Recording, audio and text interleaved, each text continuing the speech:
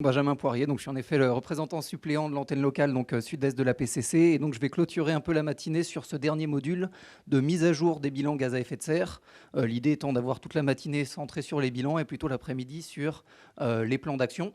Et comme vous vous en doutez, je ne vais pas vous faire un détail de quelle méthodologie utiliser. Ce que je vais vous dire s'applique à n'importe laquelle des méthodologies que vient de présenter Samuel. L'idée étant plutôt de vous aider à identifier en amont les points clés qui vont garantir la réussite de cette mise à jour et qui vont vous aider à comparer, à analyser le second bilan que vous allez faire pour faire en sorte justement que vous puissiez étudier les évolutions. Alors, en introduction, juste rappeler un petit peu que justement, on a dit tout à l'heure le bilan carbone à 10 ans, les autres méthodologies ont quelques années aussi d'expérience derrière elles. Donc, à la fois, toute cette dizaine d'années de réalisation de bilan, on a maintenant des entités qui ont réalisé 2, 3, 4 bilans, à la fois la réglementation Grenelle 2 qui impose cette réglementation donc, avec un pas de temps de 3 ans. Et puis, donc, tous ces outils qui existent et le recul que peuvent nous donner les différentes études nous permettent de vous donner un petit peu avec la littérature qui existe et que je vais rappeler ces points clés et donc de garantir un petit peu la réussite d'une entreprise de comptabilité carbone, que ce soit pour les collectivités ou les entreprises. Alors, avant toute chose, juste rappeler un petit peu l'intérêt du bilan. Bon, en premier lieu, vous vous en doutez, j'ai rappelé répondre à la réglementation pour ceux qui sont obligés dans la salle. Néanmoins, ce n'est pas l'idée principale. L'idée, c'est quand même de voir qu'il y a d'autres intérêts dans cette entreprise-là. Et le premier lieu, pour reprendre ce que disait Jacques Aflalo en introduction, c'est de mettre en place une dynamique, de voir une vision dynamique de vos émissions de gaz à effet de serre, c'est-à-dire de pouvoir comparer année après année ou 3 ans après 3 ans les évolutions de ce bilan, et puis de pouvoir voir un petit peu l'impact des évolutions de votre organisation, que ce soit parce qu'elle est en croissance, parce qu'elle a intégré de nouvelles compétences, de voir un petit peu l'impact que ça peut avoir sur ce bilan. Deuxième chose, on peut espérer que lorsque vous mettez à jour votre bilan, c'est qu'il y a un plan d'action, des actions qui ont été mises en œuvre. Et donc l'idée, bien sûr, c'est d'avoir une vision sur celui-ci, c'est-à-dire voir si les objectifs que vous êtes fixés ont été atteints, et puis voir si, action par action, vous avez eu l'impact que vous souhaitiez poste par poste. Et enfin, l'idée, c'est aussi de relancer la dynamique, de continuer la dynamique de votre bilan et de votre démarche carbone en ciblant de nouvelles actions. Alors quand on dit cibler de nouvelles actions, c'est peut-être que certaines actions ont atteint leurs objectifs et qu'il faut passer sur un niveau supérieur. Et puis deux, que certains enjeux vont peut-être ressortir, nouveaux enjeux vont ressortir de ce bilan et qu'il sera peut-être intéressant d'adresser ces nouveaux enjeux. Puis enfin, dernier niveau, il y a des actions qu'il va falloir réajuster. C'est-à-dire que vous allez avoir pas forcément atteint vos objectifs sur tous les sujets. Et donc l'idée va peut-être falloir de recaler certaines actions pour qu'elles puissent être efficaces dans les années à venir. Alors, je parlais un petit peu de la littérature, donc Samuel en a parlé juste avant. On a quand même une norme, 14064, 14069, qui viennent fixer les concepts, les définitions, qui permettent d'expliquer quels sont ces points de vigilance, justement, dans le recalcul d'émissions de gaz à effet de serre. On a le GHG Protocol qui a publié une annexe donc sur le recalcul d'émissions.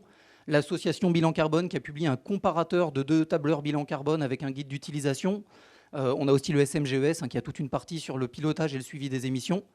Et puis, on a aussi l'article 75 qui repose quelques concepts avec le guide méthodologique qui est associé et qui permettent l'ensemble de ces documents quand même d'avoir une bonne base de départ pour savoir justement quels sont ces points de vigilance lorsqu'on veut mettre à jour son bilan gaz à effet de serre.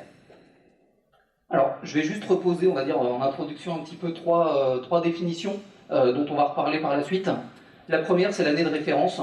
En fait, l'année de référence, c'est l'année où vous établissez votre premier bilan, et c'est l'année par rapport à laquelle on va établir justement les comparaisons. Donc cette année de référence, c'est une année fixe, à l'opposé de l'année de reporting, qui est l'année sur laquelle vous faites vos bilans, et qui va évoluer au fur et à mesure. Si on prend l'exemple de la réglementation qu'on va prendre juste après, on aura 2014, 2017, 2020, etc. Ensuite, vous avez un autre concept, c'est le concept de périmètre, où là, on va opposer le périmètre organisationnel, qui concerne en fait le périmètre de l'activité qu'on va étudier, quel site, quelles entités, quelles filiales, et le périmètre opérationnel, qui lui va concerner les postes d'émission que l'on étudie dans le cadre du diagnostic, l'énergie, les déplacements, les achats, etc. Donc bon, là, c'est ce qu'on rappelait, l'année de référence, bien sûr, est égale à l'année de reporting lors du premier bilan. Et je vous invite moi aussi à vous reporter au centre de ressources bilan gaz à effet de serre de l'ADEME pour en savoir un peu plus sur toutes ces notions qui sont bien redétaillées et réexpliquées si jamais vous avez des questions par rapport à celles-ci. Alors là, c'était juste pour illustrer un petit peu justement le concept d'année de référence à d'année de reporting. On s'est mis dans le cadre d'une entreprise ou d'une collectivité qui est soumise à la réglementation, c'est-à-dire qui va réaliser en 2012 un bilan sur les données de l'année 2011, dernière année sur laquelle elle a des données disponibles.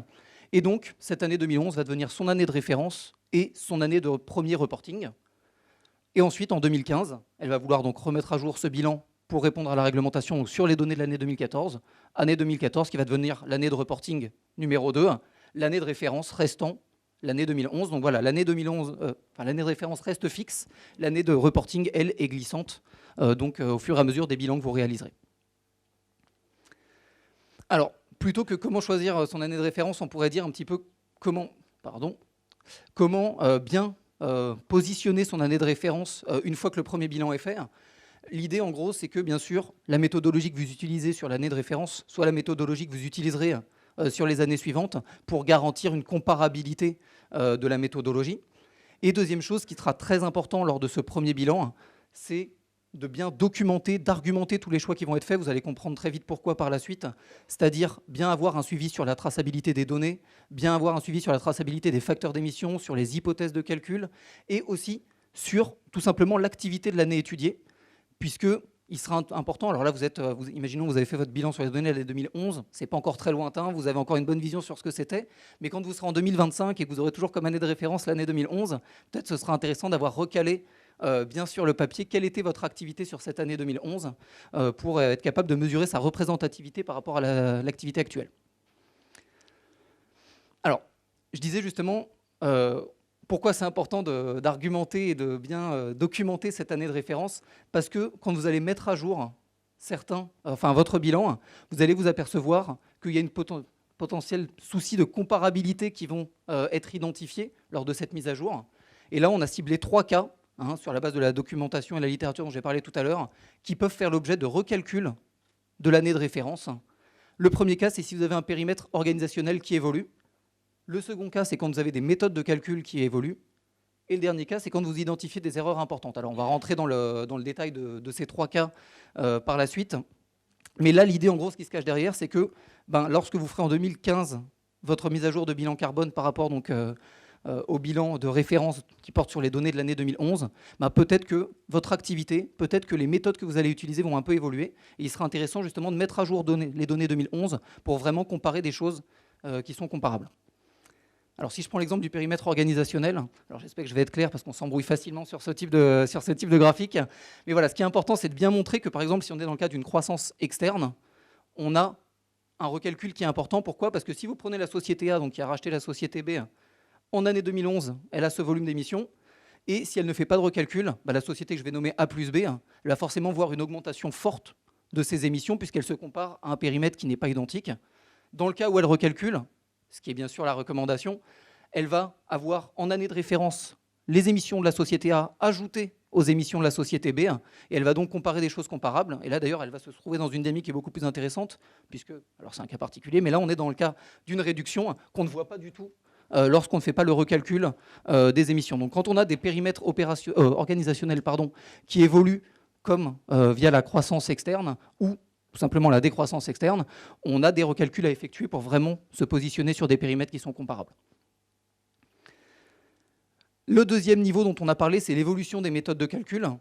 Alors là, vous voyez qu'il y en a pas mal de types différents. Ça peut porter sur le fait qu'on a des nouveaux facteurs d'émission, sur le fait qu'on fait évoluer le périmètre opérationnel. On a ajouté un nouveau poste, par exemple les déplacements des visiteurs, ou sur le fait que les hypothèses, c'est-à-dire la manière dont on a travaillé les données qui ont été remontées, ont changé.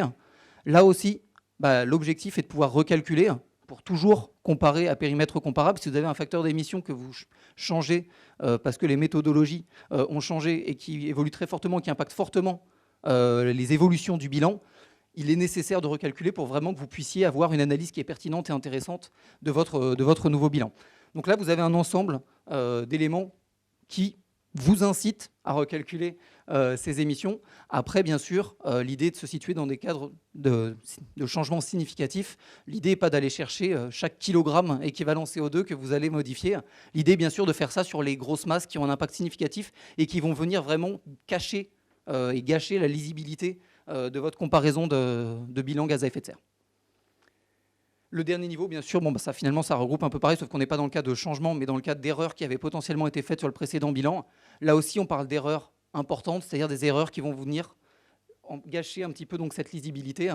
L'idée n'est pas forcément, encore une fois, d'aller s'intéresser à chaque pouillème de bilan qui peut être insignifiant dans le global. Alors, parfois, puisque là vous voyez qu'il y a quand même plusieurs cas qui entraînent un recalcul, parfois va se poser la question du changement d'année de référence, qui ne doit pas être le cas général, ça doit vraiment être un cas particulier. Il y a 2 cas qui sont possibles.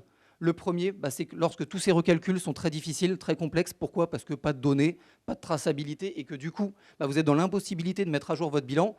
Et encore une fois, dans le cas où ça empêche complètement la lisibilité de l'évolution des bilans, bien sûr, à chaque fois, ce changement il devrait être justifié, documenté, c'est-à-dire qu'on ne peut pas... Voilà, il ne faut pas que ce soit parce qu'on en a envie, entre guillemets, il faut vraiment qu'il y ait des raisons très claires et des explications qui soient fournies sur ce changement d'année de référence. Le deuxième cas, et là il est laissé à l'appréciation de l'entreprise ou de la collectivité, mais il doit là aussi être argumenté, c'est dans le cas où l'année de référence n'est plus considérée comme représentative de l'activité actuelle de l'entreprise. Je prends l'exemple d'une entreprise. Si demain, vous avez votre année de référence qui ne correspond plus qu'à X%, 3% de votre activité totale actuelle, parce que pas mal de rachats, grosse évolution, on pourra se dire peut-être qu'en effet, cette année de référence n'est plus représentative. Donc voilà, il y a ces 2 cas qui permettent, on va dire, un changement d'année de référence, mais qui doit encore une fois bien être argumenté et documenté.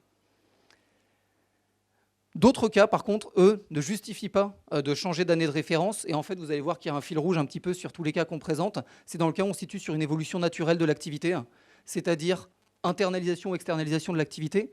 Là, au final, vous avez exactement la même activité. C'est le mode de fonctionnement et d'organisation qui diffère.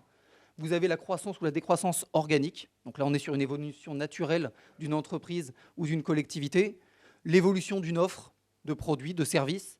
Ou enfin les facteurs d'émission qui évoluent de manière naturelle, puisque j'ai parlé tout à l'heure de changement de facteurs d'émission. C'est vrai qu'il y a 2 types de changements. Changement méthodologique, là on est dans le cas précédent, et un changement naturel. L'exemple le plus connu étant l'électricité. Chaque année, on produit une électricité qui a un mix électrique qui est différent, et donc un facteur d'émission qui est différent. Néanmoins, on est vraiment sur quelque chose de naturel, et donc il est logique que le facteur d'émission évolue. Alors, maintenant qu'on a parlé de tout ça, une fois qu'on a maintenant notre année de référence recalculée et puis notre année de reporting la plus récente possible, l'idée c'est de pouvoir analyser ces évolutions. Et bien sûr, vous l'avez vu, finalement, dans l'évolution entre 2 bilans, on a pas mal de facteurs qui peuvent se cacher. Des changements de facteurs d'émission, des changements de données d'activité, des croissances ou décroissances d'entreprises, etc., etc. L'impact, bien sûr, d'un plan d'action, on peut l'espérer. Et donc, l'idée, ça va être, alors là, je me situe dans un cas, bien sûr, utopiste, mais le but est quand même d'essayer, c'est-à-dire d'essayer de séparer l'impact de chacun de ces événements pour essayer de distinguer, finalement, quelles sont les différences qu'on peut avoir et qui expliquent l'évolution entre le bilan de l'année de référence et le bilan de l'année de reporting. Je disais que j'étais utopiste parce que bien sûr, on a des cas qui sont interdépendants et qui rendent difficile de tout séparer. Mais l'idée à la fin, surtout pour vous, entreprise, collectivité qui avez mis en place un plan d'action, c'est d'essayer de voir quel est l'impact de l'action que vous avez menée, qui est peut-être plus important que ce qu'on voit purement dans le bilan global, parce que justement un facteur d'émission a évolué. Et donc c'est important d'essayer d'identifier donc chacun de ces raisons de la variation. Et de l'autre côté, bien sûr, c'est d'essayer de raisonner sur des indicateurs d'activité. Et ça, c'est vrai aussi bien pour les émissions. Émissions ramenées à un habitant pour une collectivité, ramenées à un produit pour un industriel, ramenées à un salarié pour une entreprise tertiaire. Mais aussi sur des données d'activité, où on va raisonner en ratio, des kilomètres par salarié, des kilogrammes de papier par salarié, des kilowattheures par mètre carré. C'est-à-dire d'avoir des indicateurs qui vous permettent de mesurer l'impact d'une action, indépendamment du fait que vous avez plus de sites, plus de salariés, plus de véhicules, etc. Et qui sont là des phénomènes liés à une croissance ou une décroissance d'activité. Je vais terminer pour synthétiser, donc pour montrer que quand on fait, alors on a mis bilan de 2e génération, mais pourquoi pas 3e ou 4e génération, en tout cas montrer qu'à chaque fois, cette notion-là, le but n'est pas de refaire un bilan carbone ou un bilan gaz à effet de serre qui soit complètement décorrélé des autres bilans qu'on a fait, mais il y a vraiment un travail rigoureux de reporting pour essayer d'être dans une dynamique vraiment d'évolution et de comparaison, d'analyse par rapport au précédent bilan.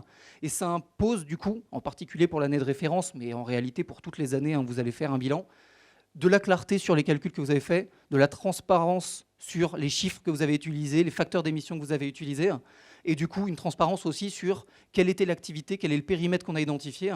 Parce que si à chaque fois, il vous faut 3 jours pour remettre à jour la moindre petite donnée, bah, forcément, on va être dans une démarche qui va patiner un petit peu et qui va avoir du mal à évoluer. Alors que lorsque on est sur ces exigences-là de traçabilité, de clarté, de transparence, bah, on peut très vite mettre à jour les informations et du coup très vite avoir des choses qui sont comparables et qui sont intéressantes. Bien sûr, vous vous en doutez, nos recommandations, bah, c'est de pouvoir s'appuyer sur les expertises reconnues sur ces sujets-là, donc en particulier au sein de la PCC, de pouvoir aussi s'appuyer au maximum sur les outils informatiques pour fiabiliser en particulier la remontée des informations et puis aussi limiter tout ce qui est erreur de calcul, etc., même si c'est pas, ça ne l'empêchera pas. Et enfin, faire appel à la fin à un tiers vérificateur dans cette logique, en particulier quand on est sur une démarche interne de vérification des émissions et des bilans d'émissions.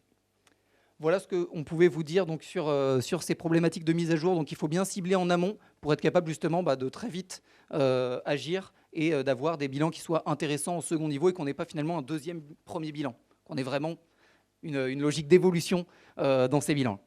Voilà, je vous remercie et je pense qu'on va prendre un petit temps de questions avant de vous libérer pour la pause déjeuner.